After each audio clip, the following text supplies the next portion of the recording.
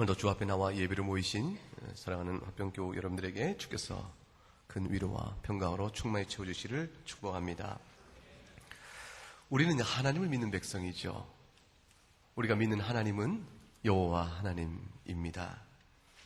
여호와란 말의 뜻은 스스로 계시는 분이라 했으니 자존하는 분이라 그렇게 얘기할 수 있겠습니다.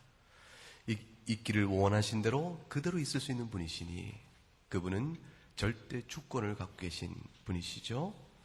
전에도 그렇고 앞으로도 그러고 항상 계시는 분이시므로 우리 하나님은 영원하신 분입니다. 자존하시는 분이요, 절대 주권과 그 능력대로 행하시는 분이요, 그가 영원하신 분이라. 처음이요 끝이요, 시작이요 마지막이요, 알파와 오메가이신 하나님, 그분이 우리의 하나님이십니다. 여호와 하나님은 따라서 실제로 존재하시는 분이시죠. 하나님은 실제로 계시는 분이실 뿐만 아니라 안 계실 수가 없고 반드시 계시는 분입니다. 존재하는 모든 것들의 근거가 되시는 분이시죠. 그분만이 절대이시기 때문에 그렇습니다. 존재하는 모든 것들의 근거가 되실 뿐 아니라 존재하는 모든 것들은 하나님 만드셨음에 있는 것이요, 피조물에 불과하며 하나님만이 창조주이십니다. 우리의 여호와 하나님은 만물을 창조하셨을 뿐만 아니라 또한 그것을 보존하고 계십니다. 지금 오늘도 해가 뜨고 계절의 순환도 주께서 보존하고 계신 것이요, 우리 육체의 거동도 주께서 보존하고 계시기 때문에 움직여집니다. 그 모든 것들은 하나님이 뜻을 가지고 그렇게 보존시켜 나가십니다. 어떤 계획과 의미가 있는데 하나님이 이 창조 역사를 보존하고 다스리실 때는 하나님이 하고자 하시는 계획과 뜻이 있으십니다. 그 뜻을 하나님은 성경을 통해서 약속으로 우리에게 보여주신 바 됐고, 그 약속을 과연 넉넉히 이루실 만한 전능의 하나님이십니다. 전능의 하나님이신 그분은 자신이 약속하신 바를, 계획하신 바를 취소하거나 변경하거나 후회하지 아니하시고 반드시 이루시는 신실한 하나님이십니다. 그 하나님이 우리가 예배하는 하나님이요, 성삼위일체 여호와 하나님이십니다. 그 하나님을 우리 하나님으로 자랑으로 삼고 있는 우리들에게 있어서, 하나님의 백성이요 하나님 자녀된 자에게 있어서 우리는 어떤 신앙의 모습을 기대할 수 있겠습니까? 당신이 믿는 바가 뭐요? 물었더니 내가 믿는 하나님은 여호와 하나님입니다. 여호와 하나님은 말의 뜻이 무엇이요? 지금 설명한 것처럼 다 설명을 합니다. 그런 신관을 갖고 있고 그런 하나님을 믿고 있다면 우리가 그 사람들에게 어떠한 믿음의 모습을 기대할 수 있겠습니까? 순종이죠. 충성이죠. 하나님 말씀하셨음에 옳습니다. 주의 뜻이니 그것이 선합니다. 그것이 바로 우리를 위한 것입니다. 그의 백성들이 화답하며 순종할 것을, 충성할 것을 기대할 수 있겠습니다. 그런데 역사는 그렇지 않은 모습을 증거합니다. 이스라엘이 일찍이 하나님의 선하심에 대해서, 하나님의 능력에 대해서, 하나님의 지혜에 대해서 얼마나 많이 부인하고 부정하고 거부하며 인정하기를, 거슬리기를 했는지 헤아릴 수가 없습니다. 출애굽기 14장에 보게 되면 이 대목이 나옵니다. 홍해를 맞이한 겁니다. 놀라운 하나님의 이적과 권능으로 애굽의 군사, 그 바로의 권세에서 그들이 나올 수가 있었습니다. 모세의 용도하에 이스라엘이 이제 자유를 만끽하며 해방의 느낌을 갖고 나가는데 얼마 못 가서 홍해를 맞닥뜨립니다. 근데 뒤에서 애굽 군사가, 바로가 막 쫓아오는 것이죠. 애굽 군대가 밀려오자 죽음의 위협을 느끼게 되죠. 그러자 이렇게 말합니다. 어찌하여 우리를 애굽에서 이끌어내어 이와 같이 광야에서 죽게 하는가? 하나님의 권능으로 그들이 자유롭게 되어지고 하나님, 우리 하나님이여 생명의 주인님에 대한 그 고백과 신앙은 한순간에 사라져버립니다. 15장에 가도 이렇게 되어집니다. 하나님께서 권능의 손으로 홍해를 갈라버리셨습니다.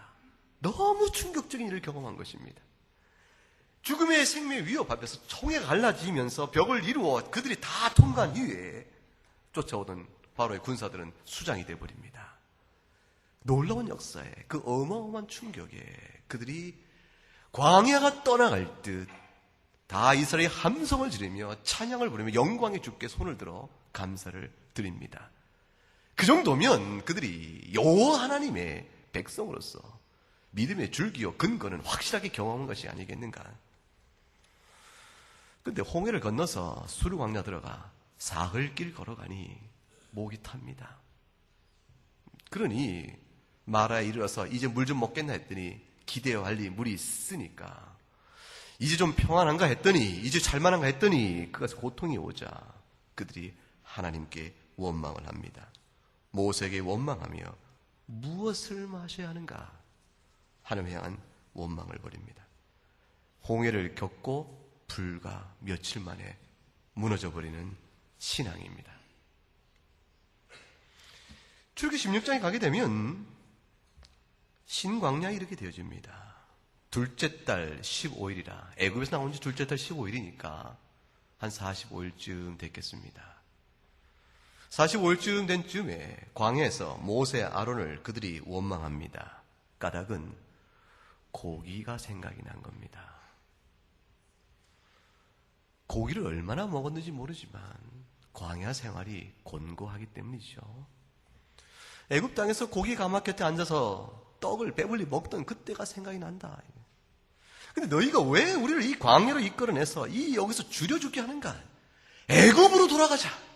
애굽으로 돌아가자. 하나님의 나라의 건설, 주의 백성의 자긍심, 천국 기업의 소망은 다 신기루요, 허상이요, 생활의 힘과 능력이 되지 못한 채 고난 앞에서 그들은 주저하지 않고 애굽을 소망하고 바라고 외칩니다. 이들의 죄악성은 여기서 그치지 않습니다. 하나님의 놀라운 이적과 보호하심과 그것이 광야에 있는 동안에 저들이 고기를 달라고 할 때도 이미 그들의 생명은 하나님의 주권 안에서 보호를 받고 있었지요. 낮에 쨍쨍 찌는 해 때문에 다 죽을까 구름으로 그들에게 그늘 내셨고, 밤에는 불기둥으로 그들을 보호하시는 하나님이 눈동자처럼 지키시는 보호의 손길을 한때도 그치지 않았지만 그들은 필요에 따라서 기회를 있는 대로 하나님께 원망과 불평을 하였던 것입니다. 32장에 가게 되면, 출애굽기 32장에 모세가 하나님의 부르심을 받고 시내산에서 40일 40주야를 지내게 되어집니다. 그것은 하나님께서 모세에게 10계명을 돌판에 새겨 주신 것이죠. 그동안에 땅에 있던, 그 밑에 있던 이스라엘 백성이 무슨 짓을 합니까? 송아지를 부어 만들고 그것에 예배하고 제물을 드리며 이것이 우리를 애굽 땅에 인도하는 신이라고 말합니다. 가공할 죄를 범합니다. 여호와 하나님은 자존하시는 하나님이요, 절대 주권의 하나님이요, 영원하신 하나님이요, 그가 창조주시요, 그 만물을 통치하시는 분이시므로 하나님 일찍이 우리에게 나 외에 다른 신이 없음을 말씀하시는 것이요, 새긴 우상을 만들어 그 앞에 예배하지 말라고 말씀하신 것이요, 주의 이름을 망령되이 일컬지 않아야 될 이유를 지적하신 것이요, 오늘처럼 여러분처럼 하나님께 나와 예배하라고 명하신 모든 이유의 까닭은 하나님이 여호와이시기 때문입니다. 이들이 모세가 없는 기간 동안에 하나님을 능멸하고 멸시하고 하나님을 욕되게 하기를, 금송아지를 하나님이라 일컫게 되는 지경에 이르렀습니다. 갈 때까지 다 간 것입니다. 이 이상의 폐역이 없고 이 이상의 타락이 없지요. 나머지는 이 안에서 다 번져지는 여러 추악한 죄들 뿐입니다. 여러분 생각에 어떻습니까? 이 백성이 용서를 받겠습니까? 이 백성이 용서를 받을 만하며 받을 수 있겠으며 하나님이 이 백성을 용서해 주셔야겠습니까? 오늘 본문은 바로 이 질문 앞에서, 성경에 읽다 보면 이 질문 앞에서 저희 가슴이 확 메입니다. 하나님,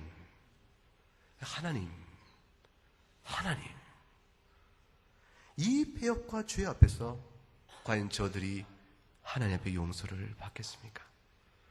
우리의 죄를 이들의 죄의 모습에서 비춰보게 되어지면 우리 자신도 가슴이 확 막힙니다. 과연 내가 용서를 받겠는가? 오늘 본문은 바로 이 대목에서 주시는 본문입니다. 출애굽기 34장 6절과 7절 말씀에 하나님께서 바로 그 질문 앞에서 우리가 용서를 구할 수 있겠습니까? 물을 때에 주께서 모세에게 하나님의 또 다른 이름이요, 하나님의 또 다른 모습이요, 여호와 하나님이라 자신을 계시하는 하나님께서 우리에게 자신을 이렇게 계시하십니다. 6절 7절을 같이 읽어볼까요? 여호와께서 그의 앞으로 지나시며 선포하시되 인자와 진실이 많은 하나님이라. 인자를 천대까지 베풀며 악과 과실과 죄를 용서하리라. 그러나 벌을 면제하지는 아니하고 아버지의 악행을 자손 3,4대까지 보응하리라. 아멘. 오늘 본문 속에는 두 가지 요점이 있지요. 하나는 노란 부분으로 되어 있는 부분입니다. 하나님이 어떤 분이십니까? 자비롭고 은혜롭고 노하기를 더디하고 인자와 진실이 많으실 뿐더러 인자를 천대까지 베풀며 악과 과실과 죄를 용서하시는 분이십니다. 또 한 가지 사실은 무엇이 있습니까? 그 밑에 나와 있는 그러나 벌을 면제하지는 아니하고 아버지의 악행을 자손 3대까지 보응하리라. 전혀 상반되는 듯한, 서로 다른 듯한, 어긋난 듯한 하나님의 뜻이 이 짧은 구절에 담겨 있습니다. 뒤에 있는 부분은 벌을 면제하지 아니하고 아버지 악행을 자손 3세까지 보응하려는 것은 다음번 기회 때 그 말의 의미를 풀어드리도록 하겠습니다. 오늘은 하나님이 어떤 분이신가, 여호와 하나님께서 어떤 분이신가에 대한 큰 은혜를 나누기를 원합니다. 생각해 보세요. 여호와 하나님의 그 권능과 존귀와 영광을 우리가 마음에 새기면 그 하나님께서 우리를 어떻게 다루어 주셔야 우리가 행복할 수 있겠습니까? 그 하나님과 우리의 관계가 어떻게 되어야 우리가 마음을 놓고 행복할 수 있겠습니까? 하나님께서 만약 우리의 죄악대로 우리를 다루어 가시면 우리 가운데 행복할 수 있겠습니까? 하나님께서 우리의 죄를 용서하시는 그 기초에서만 우리가 여호와 하나님을 예배함에 기쁨이 있고 여호와 하나님을 노래함에 자랑이 있고 화평과 행복이 있을 수 있습니다. 하나님이 여호와라고 말씀하시면서 나는 자비롭고 은혜롭고 노하기를 더디하고 인자와 진실이 많은 하나님이라 이렇게 자신을 드러내실 때 그때 이스라엘은 하나님께 패역한 불경건의 죄악을 있는 데까지 저지른 때였던 사실을 기억할 필요가 있습니다. 우리는 복음을 듣고도 그 마음에 죄의 눌림이 있는 때가 많습니다. 왜 그럴까요? 예수 그리스도의 십자가 보혈에 우리를 다 죄를 용서했다는 소리를 듣지만 그 복음의 메시지를 듣지만 우리 마음이 늘 평안하지 않을 때가 있습니다. 왜 그렇겠습니까? 우리 자신이 날마다 죄를 범하는 사실을 너무 잘 알기 때문입니다. 우리가 죄에서 자유해 본 적이 없다는 사실을 우리가 알기 때문에 그렇죠? 우리는 우리 안에서 죄를 끊임없이 생산하는 자가적인 셈이 우리 안에 있다는 사실을 우리가 너무 잘 알기 때문에 그렇습니다. 속상하고 너무 안타깝죠. 내가 믿는 하나님, 나를 구하신 예수 그리스도, 하나님께 영광과 찬송을 드리며 나의 삶을 다 드리고 내 마음을 다 드리고 주여 내가 주를 사랑하나이다. 받은 은혜에 감격하여 모든 걸 드리기를 원하지만 그러나 그렇지 못하고 나쁜 습관에 따라 죄를 여전히 범함으로 내 안에 눌리는 신음소리가 있고 내가 지우기를 원하지만 과거에 이전에 언제라도 내가 범했던 생각하기 싫은 죄들 그것들이 나의 기억 속에서 계속 맴돌기도 합니다. 사람들이 알면 도무지 부끄럽고 창피스럽고 견딜 수가 없는 험한 죄들도 있을 수 있겠지요. 그러나 작은 일상의 죄들이라도 제3자가 보면 부끄러움 뿐인 모습들을 우리가 잘 압니다. 이런 모습 안에서 복음 안에 자유를 누리지 못하는 까닭은 도대체 무엇일까? 그것은 무엇보다도 우리 자신의 죄로 인한 비참함을 너무나 크게 보기 때문에 그렇습니다. 너무나 크게 본다는 것은 비참한 모습이 작다는 뜻이 아니라 그것에 치중하여 거기에 묻혀버리기 때문에 그렇다는 뜻입니다. 우리가 누리는 용서의 기쁨은 우리 자신의 비참함을 봄과 동시에 우리를 향하여 손을 내미시는 하나님의 용서의 그 광대함과 풍성함을 바라보아야 비로소 할 수 있습니다. 하나님이 정말로 용서를 많이 하실까요? 하나님이 정말 용서하기를 기뻐하시는 분일까요? 어려서부터 우리 자연 성정은요, 하나님은 심판하신 분으로 잘 다가옵니다. 하나님 거룩하시고 높으신데 우리는 죄를 범했으므로 우리 양심이 두려움을 줍니다. 양심의 두려움 안에서 하나님 생각하면 벌에 대한 심판이 우리 마음을 압박해오죠. 그것으로 인해서 예수 그리스도 앞에 나오게 하신 것이고, 그것을 주의 용서를 보게 하신 것이고, 그것이 복음 안에서 우리가 해방을 맛보게 하신 것이요, 그리스도의 피로 인해 정결케 되는 은혜 앞에 우리가 기뻐하는 것인데, 그러나 그럼에도 불구하고 우리 안에 그런 마음과 하나님 아버지에 대한 그런 인상이 남아있을 수 있습니다. 하나님이 얼마나 용서하기를 기뻐하시고 즐겨하시는가. 요나서를 잠깐 보면요, 이런 말씀이 나옵니다. 요나서 1장 2절에 하나님이 요나 선지를 부릅니다. 큰 성읍 니느웨로 가서 외치라고 말합니다. 그 악독이 내 앞에 상달되고 내가 너희의 모든 악독을 보았은즉 하나님이 너희를 심판하실 것이라, 이 메시지를 전하라고 말합니다. 요나가 순종치 않죠. 거부합니다. 도망갑니다. 그러나 결국은 물에 빠져 던져져 죽게 됐을 때 물고기로 건져내신 다음에 토해내게 하셔서 새 생명 주시고 요나에게 다시 그 과제를 줍니다. 요나가 과연 가서 마지못해 니느웨에 가서 외칩니다. 마지못해 외칩니다. 성실한 사역이 아니었어요. 그런데 어쩐 일이냐면 니느웨 사람들이 회개를 하는 겁니다. 니느웨 사람들이 회개를 하는 것이죠. 보세요. 그 다음 말씀 요나서 3장을 보게 되면 이렇게 됩니다. 3장 10절에 하나님이 그들이 행한 것, 곧 그 악한 길에서 돌이켜 떠난 것을 보시고, 하나님이 보시니까 그 악한 길에 그들이 떠난 것을 보시고 돌이켜 떠난 것을 보시고 하나님도 뜻을 돌이키십니다. 그리고 그들에게 내려고 말씀하신 재앙을 내리지 아니하였다. 이 니느웨에 있는 사람들이 어떤 사람인가요? 요나는 왜 싫어했을까요? 니느웨 사람들은 얼마 안 있다가 북왕국 이스라엘을 전멸시켜버리는 소위 아수르 제국의 사람들입니다. 그 당시 지금 이라크 지역에 있는 사람들인데 그 당시에 제국적인 힘을 갖고 있는 사람들이죠. 잔인합니다. 포악합니다. 하나님의 계명을 모르는 자들이 임의로 사는 자요, 정욕대로 사는 자요, 우상을 섬긴 자들이요, 폭력으로 자기 정욕과 제국의 확장을 기도한 사람들이라. 그들이 교회인 이스라엘 입장에서 보게 되면 원수요, 적군이죠. 그리고 교회인 입장에서 보게 되면 하나님의 계명을 떠난 자들이죠. 하나님의 심판 아래 있을 자들인 것입니다. 그런데 하나님께서 그에게 회개를 명하라고 말씀하고, 과연 그들이 어쩐 일인지 돌이켜 자신의 악행을 그치자 하나님이 그들에게 생각했던 재앙을 내리지 아니하였습니다. 요나가 짜증을 냅니다. 4장 1절과 2절에 보게 되면 요나가 매우 싫어하고 성을 냈다고 되어 있습니다. 무엇을 보고 싫어하고 성을 냈을까요? 니느웨가 재앙을 받지 않는 일 때문에 성을 내고 짜증을 내기 시작한 겁니다.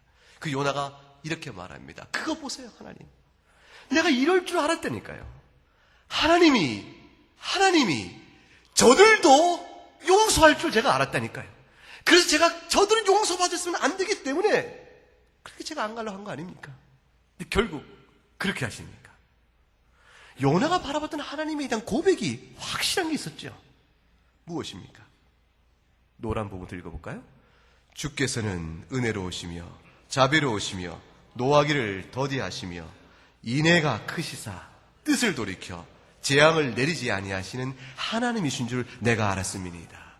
요나는 너무너무 잘 알았던 것입니다. 내가 믿는 하나님, 이스라엘의 하나님이여 여호와 하나님께서 용서하기를 기뻐하시는 분이시라. 그는 은혜로우시고 자비로우신 분이라. 노하기를 더디하시는 분이시라. 인애가 크신 분이시라. 따라서 주 앞에 돌아와 회개하면 그 어떤 이라도 니느웨 같은 사람들이 할지라도 하나님께서 용서를 베푸는 분인 줄 내가 알았기 때문입니다. 요나가 지금 고백하고 있는 이 신과는 어디서 왔죠? 오늘 읽었던 출애굽기 34장 본문에서 왔죠. 즉 요나가 경험한 하나님은 이스라엘 향하는 하나님의 사랑에서 한 것입니다. 자기들이 얼마나 주 앞에서 패역했던가.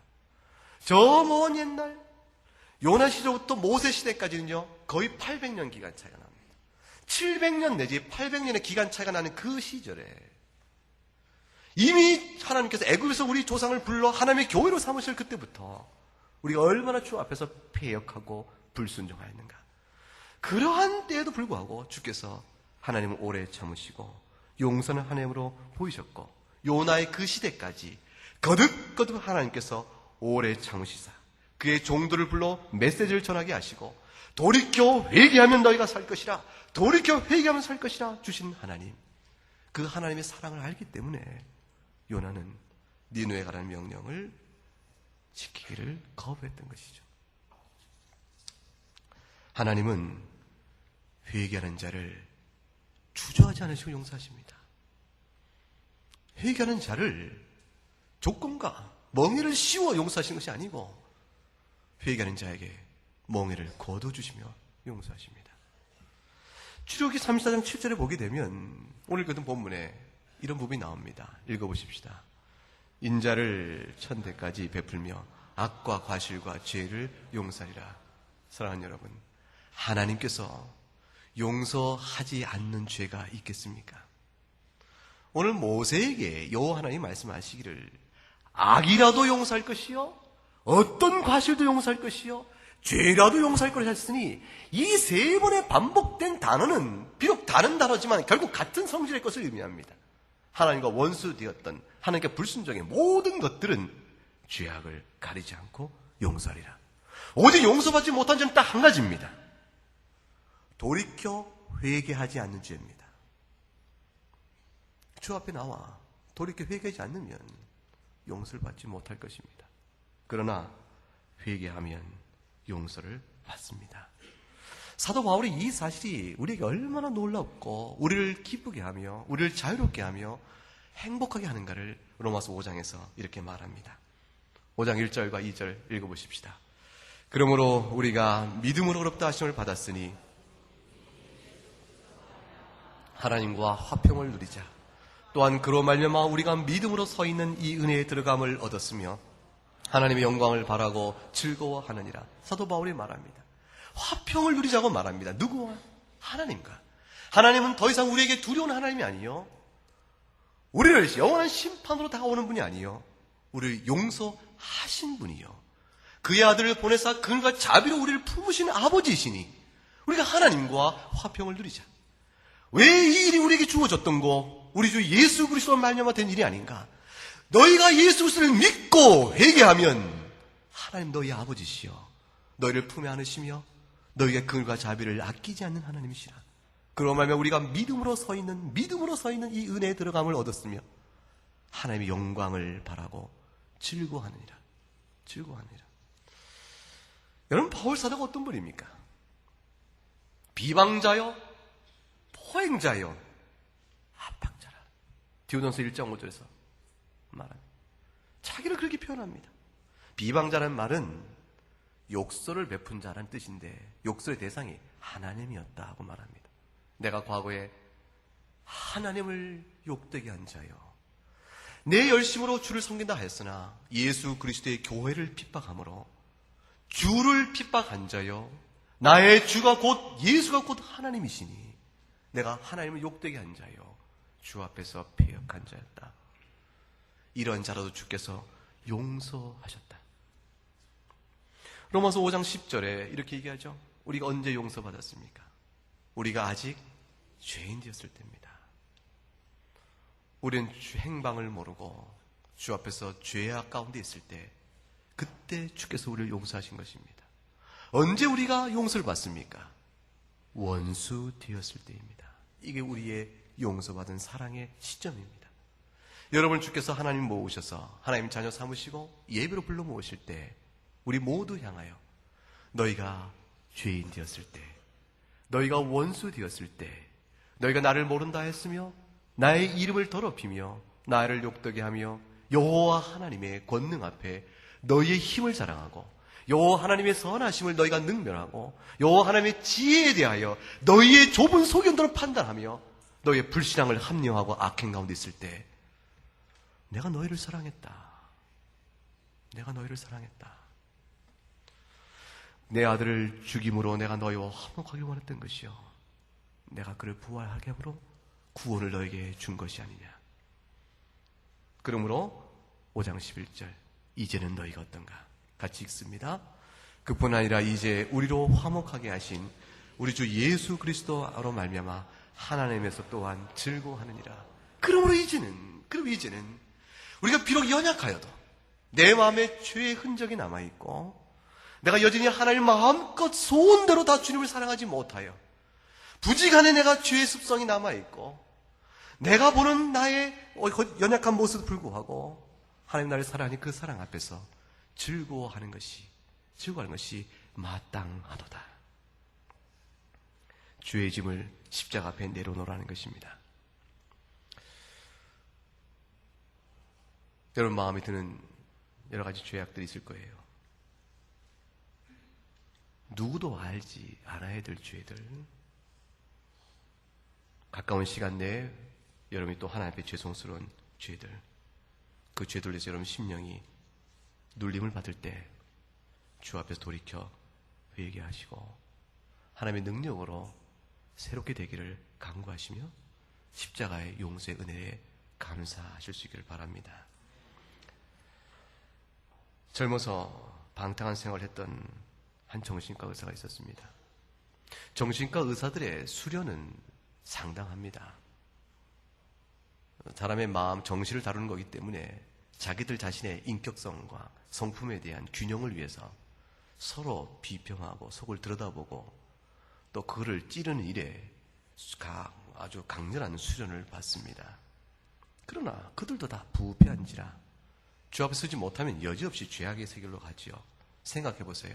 젊은 잘 나가는 정신과 의사, 가족들은 서울에 놔두고 지방에 개업을 했는데 소문이 나기 시작합니다.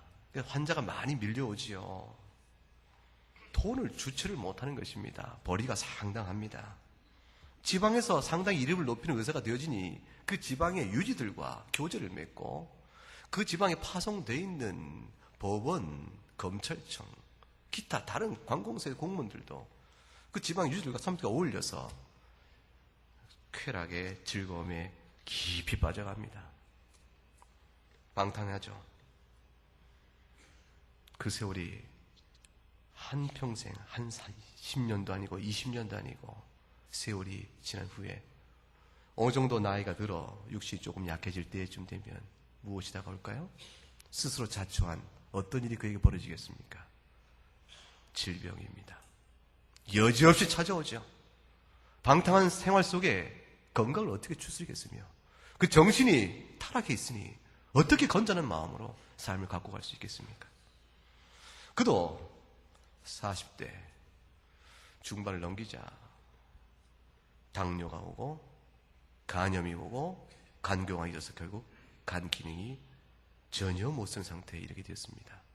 죽음이 그 앞에 서 있는 것입니다. 나이 50이 돼서 죽음을 봐야 하는 것입니다. 이 사람이 생에 애착이 강하게 들었죠.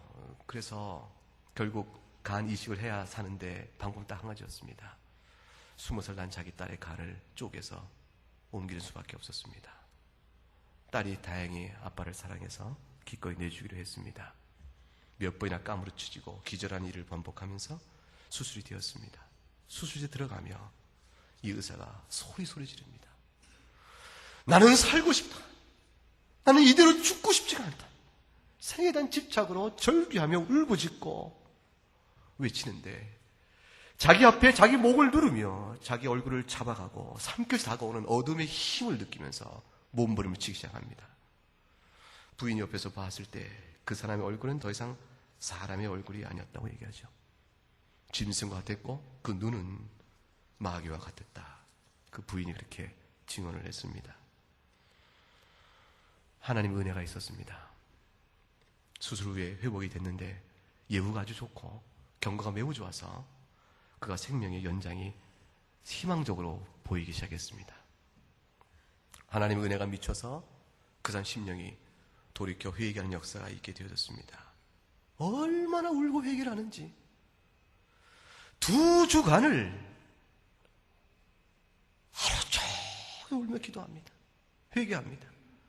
끊임없는 기도 소리가 나오기 시작합니다. 그 회개의 영의 역사가 역사하면서 토서 나오는 죄악들의 대목들이 어려서부터 한 일부터 시작해서 자신이 했던 듣기에 민망스럽고 추잡하고 더러운 죄악들을 다 쏟아놓기 시작했습니다. 하나님 앞에서 토설하며 울며 기도하기를 2주간에 걸쳐 기도한 후에 요청이 있어 제가 신방을 갔습니다. 고백을 합니다. 목사님, 제 마음속에, 제 심령 속에 큰 집을 짓고 살던 귀신이 빠져나간 것 같습니다. 저는 이제 하나님 은혜로 산 사람입니다. 저희 모든 생활을 돌이켜보면 끔찍하고 더럽습니다. 그 죄악을 예수 십자가로 용서받던 사실 앞에 저는 무엇라 형용할 길이 없습니다. 여러분, 사람을 죽이고 큰 죄악을 범해서 연쇄살인범 돼서 용서받아야 그 죄에 대한 자유와 기쁨을 비로소 느끼는 것이 아닙니다. 이분의 회개는 결국 여기까지 미쳤습니다. 내가 돌이켜보건대 정신과 의사로서 내가 환자를 향하여 진료할 때에 환자의 고통과 그 형편을 헤아리기보다는 의사의 권위로 제가 임의로 처방하고 강요한 적도 있었습니다. 내 마음 저 깊은 곳에 내 스스로 알기를 이것이 꼭 저에게 맞는 일이 아닐 수 있다는 의문도 들었지만 그러나 권위를 눌려버렸죠. 그 일도 저는 지금 회개합니다. 무엇입니까? 타락한 도덕적 성품에 대한 회개를 넘어서서 내가 과연 사람을 사랑한 자였는가? 내가 과연 사람을 사랑하는 사람이었는가? 그의 회개가 거기까지 미치게 되었습니다. 그러므로 주 앞에서 용서를 구하는 깊은 회개에 들어간 것이죠. 최근의 소식이 육신의 건강을 찾고 활발하며 일상의 일을 잘 감당한다고 합니다. 딸도 건강을 찾았다고 말합니다. 그 집에는 전에 없던 찬송과 위로와 감사가 넘치게 되었습니다. 하나님께서는 용서하십니다. 돌이켜 회개하면 주께서 용서하십니다. 그리고 평강과 위로로 충만히 채워줍니다. 새로운 생명과 희망을 부어주시는 것입니다. 이 시간 우리 한번 생각해 보십시다. 각자 잠깐 눈을 감으시고 한 20초 정도 하나님 앞에서 우리 자신을 돌아보도록 하십시다. 용서받은 죄, 하나님이 기억하지 아니하시는데 내가 스스로 기억되며 눌리고 있는 죄, 주 앞에 내려놓으시고 내 안에서 습성으로 인해서 쫓아나오는 죄, 그 모습들에 대한 눌림 하나님 앞에 내려놓으시고 실로 용서하시는 하나님이 그들과 자비를 바라보면서 주 앞에 심령을 내려놓고 그리스도 십자가의 보혈에 깨끗이 정결이시는 은혜 앞에 감사할 수 있기를 바랍니다. 한번 조용히 한번 생각해 보세요. 하나님 불러보세요. 하나님, 주 예수 그리스도,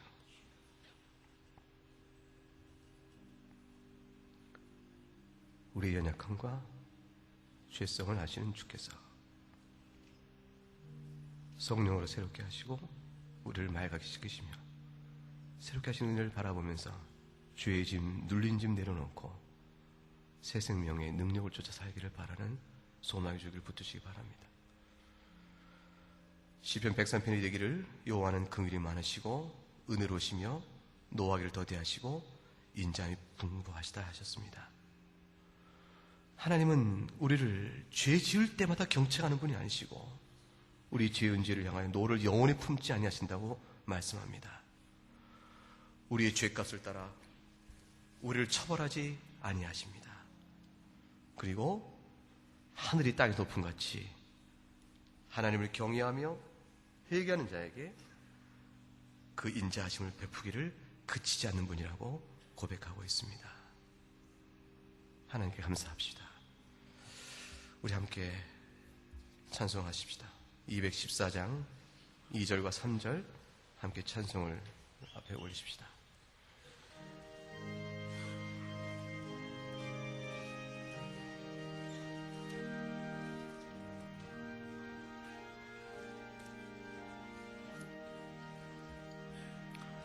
큰 죄에 빠져 영죽을 날 위해 피 흘렸으니 주 형상대로 빚으사 날 받아 주소서. 내 모습 이대로 주 받아 주소서. 날 위해 돌아가신 주 날 받아 주소서. 내 힘과 결심 약하여 늘 깨어지기 쉬우니 주 이름으로 구원해 날 받아 주소서.